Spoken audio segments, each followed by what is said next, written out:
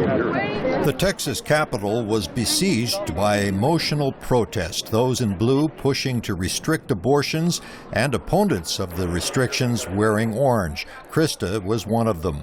I don't know, but to me it feels like a political movement backed by religion, trying to force the values of a minority of Americans onto the rest of us.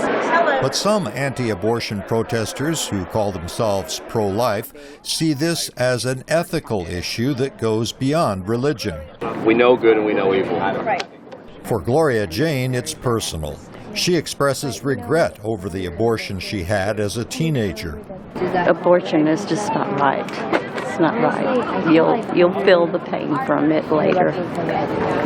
And now Republican Governor Rick Perry has signed the measure outlawing abortions after 20 weeks of pregnancy and requiring costly upgrades to abortion clinics. The law was passed by the Republican-dominated legislature. Democrats promised lawsuits to block its implementation. National groups pushing for a woman's right to an abortion that call themselves pro-choice say the new Texas law is similar to those passed in other states. Elizabeth Nash follows abortion legislation for the Guttmacher Institute in Washington.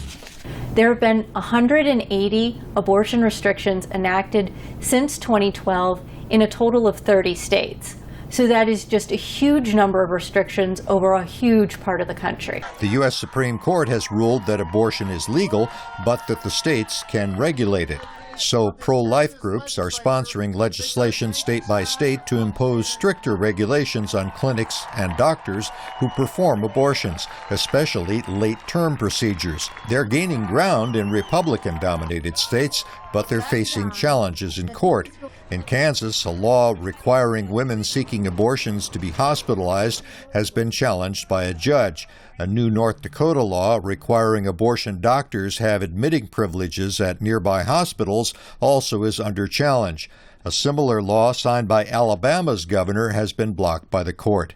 But abortion opponents are fueled by the recent trial of a Philadelphia doctor convicted of murder and late-term abortions at his clinic, described as a house of horrors.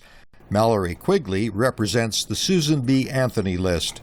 This is a problem that needs to be dealt with now, and we've got to stop the abortionists that are brutalizing women, brutalizing late-term children capable of feeling pain.